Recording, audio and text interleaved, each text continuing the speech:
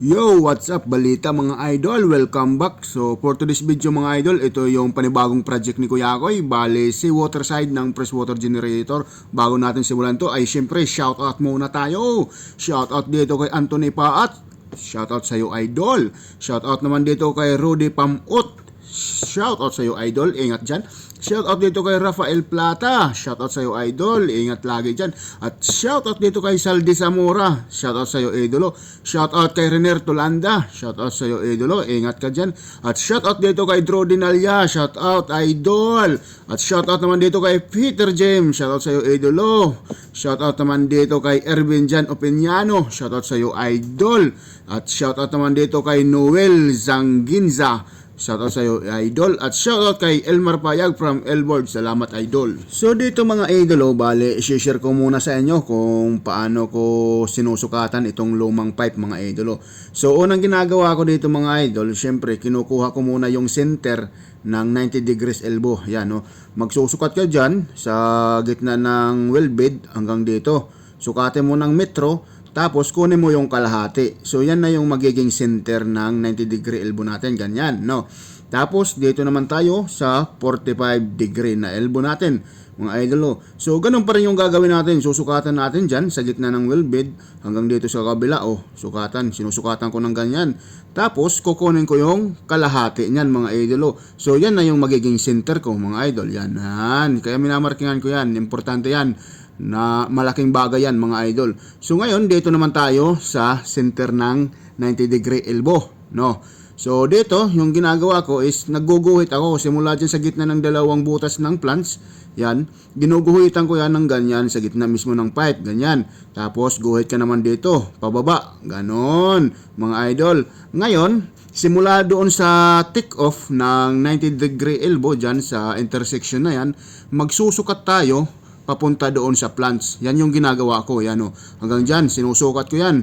Yan. So, yan yung sukat niya, 335. Pagkatapos, simula dyan sa center na yan, hanggang din dito sa 45 degree elbow, yung center niya sa itaas, yan o, susukatin din natin. So, yan yung sukat niya, 478 mga idolo. You know, para lahat yan, napaka-importante yan. Simula dyan naman, hanggang dito sa plants, kukunin mo rin. So, yan, 363. Mga idolo. Tapos dito naman tayo sa center ng 45 degree elbow.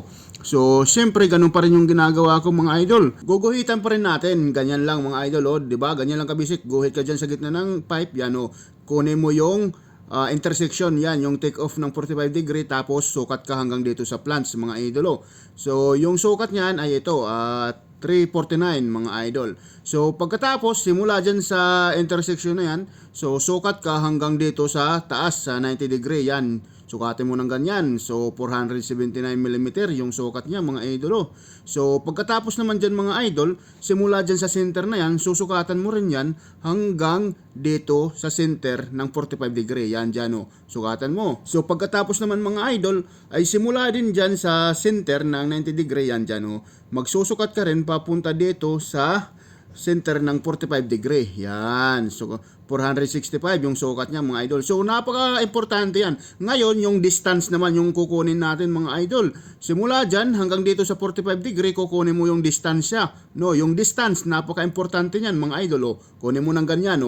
Sukatin mo siya ng ganyan mga idol. Yan. Simula dyan sa center, papunta dito sa center din ng 45 degree elbow. Yan. Yan yung distance. Kailangan makakuha natin ng maayos mga idolo. Pagkatapos dyan mga idol, dito kukunin ulit natin yung distance. Simula dyan sa gitna na yan, papunta doon sa itaas, kukunin mo yung distance. Napaka-importante yan mga idol. Diba? Yung gitna. Pagkatapos dyan, simula din dyan sa gitna ng pipe, kukunin mo yung taas or yung height. Kukunin mo hanggang dito sa plants na yan. Yan, napaka-importante. Ngayon, dito tayo sa pag-fit up. Unang gagawin natin dito mga idol ay siyempre, sasayaw ka muna. Ganyan. Dapat magaya mo yung dance stick ni Kuya Koy mga idol. Para pag nag-fit up ka ng plants mga idol, talagang lapat na lapat at saka eskolado at saka libilado yung mga butas mga idol. Ayan. So dito tayo. So pag nag-fit up tayo ng plants mga idol, kahit walang label bar, ma-fit up natin yan mga idol. Kahit mata-mata. So dito mamata-matahin lang natin. So unang gagawin natin, diyan dapat idol ay naka straight, no? Dapat straight siya mga idol, straight. Dahil ganyan yung posisyon doon sa luma, di ba? Ganyan yung posisyon, no? Dapat stretch siya, mga idol, oh. Ngayon, pag stretch na yan, mga idol, dito tayo sa itaas, oh. Unang gagawin natin, mga idol, so ito yung 90 degree elbow. Yan yung reference natin. Titingnan mo yung center na yan. O yan, di ba, may guhit. Minarkingan ko yan, ginuhitan ko yan dahil reference ko yan, mga idol, para makuha ko yung butas ng mga plants na yan. So yan, dapat yung tumbok na yan ay nasa pagitan ng dalawang butas. Dapat center na center talaga, mga idol, yan, o, di ba? Center na center. Ngayon, pag center, dito naman tayo sa ibabaw. So titingnan mo rin yung dalawang butas na nasa ibabaw, dapat libilado. Dapat eskwelado, mga idol. Tingnan mo ng maigi, mga idol. Tingnan mo ng maigi. Kasi pag nagkamali tayo dyan, wala, tudas tayo dyan, di ba? Dapat yan, libilado yan. Yan yung titingnan mo lagi, mga idol. Napaka-importante yan. So ngayon, dito mga idol, makikita nyo naman dito, mga idol, oh. So hindi pa natin finit up yung pangalawang plants natin dito. Yan, oh, dyan, di ba? Hindi pa natin finit up. Alam nyo kung bakit. Tara, doon tayo sa freshwater generator. Ipapaliwanag ko sa inyo. So dito, mga idol, ayan, oh, makikita nyo dito sa ibabang plants, ano yan, eskwalado, di ba? So pagdating dito sa itaas, tingnan mo, tabingi. So hindi natin pwede i-fit up doon, di ba? Tabingi. So hindi natin makukuha yung tamang ano yan, butas, mga idol. So syempre yung gagawin lang natin dito, mga idol, ay hindi natin i-fit up diyan. Yan, oh. So hindi natin i-fit up pa, di ba? So bali ilalagay muna natin yan doon para ma-fit up natin ng maayos, mga idol. So dito makikita nyo, mga idol, yan, oh, di ba? Pasok na pasok, conside lahat ng butas sa bolt na yan, no? 'Di ba? Hindi tayo nagkamali dahil tama nga yung pagka fit up sa plants. So pagdating naman dito sa baba, ito nangyari, mga idol. Oh shit. Ganyan nangyari, mga idol, hindi nag-conside tapos tabingi. Anong nangyari? So ganito yung nangyari, mga idol. Yung ginawa ko, binalik ko ulit yung lumang pipe diyan. Binalik ko yan, oh. Binalik ko diyan. Tingnan niyo kung anong nangyari dito, mga idol. Ha? Tingnan nyo, mga idol, listen to learn yan, oh. Tingnan nyo, mga idol, mali din pala itong lumang pipe. Yan ang sinasabi ko sa inyo, mga idol. Pag yung barko, mga idol, umidad na ng 10 taong pataas, marami ng kuya-ako'y na fitter yung humawak dyan. So maraming modification na nangyari dyan, mga idol. Kaya sabi ko sa inyo, mga idol, dapat wais tayo lagi, no, mga idol. So dito, syempre, yung gagawin lang natin, mga idol, para maayos natin to. So ganito lang kasimple, mga idol, oh. Okay?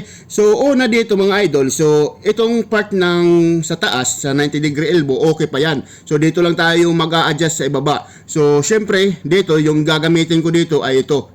Ito yung foldable na roller, mga idol, oh. Nafo-fold yan. Oh, yan, oh, tingnan mo, nafo-fold yan. So gagawin mo dito, ilalagay ko lang yan dyan, mga idol. Lagay mo ng ganyan, mga idol. Tapos dito sa 90 degree, may may guhit yan sa center niya.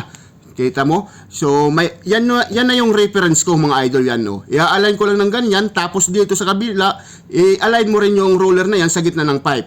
Ngayon, pagkatapos dyan, mga idol, susukatin lang natin. Simula dyan sa, sa kanto na yan, sa intersection na yan, mga idol, susukatin mo yan hanggang doon sa taas, doon sa pipe. Susukatin mo yan ng ganyan, di ba? Make sure lang na yung roller mo naka-align doon, oh. 'Di ba? May guhit 'yan, puti. Dapat naka-align ng ganyan. Pagkatapos, simula diyan sa intersection na 'yan, magsusukat ka naman papunta doon sa baba hanggang doon sa may plants, mga idol. So may mga deduction tayong gagawin diyan, elbow radius, gasket, gap, yan yung mga deduction ibabawas natin, mga idol. So ganito na yung mangyayari, mga idol, oh.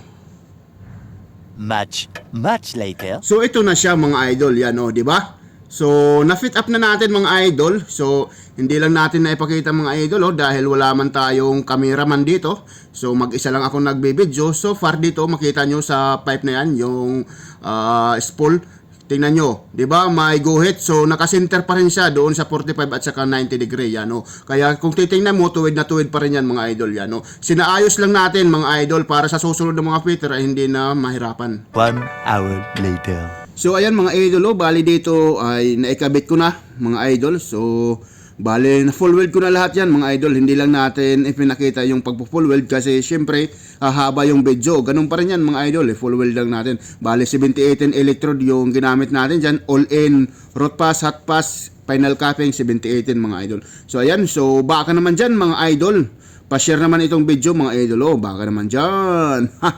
So, see you next time mga idol. So, ayan, bale, pre-pressure test na rin namin yan mga idol. Pinatakbo na rin yung injector pump. So far okay, walang leaking. So, ayan na, na-assemble na ni segundo engineer. Okay, see you next time mga idol. Bye.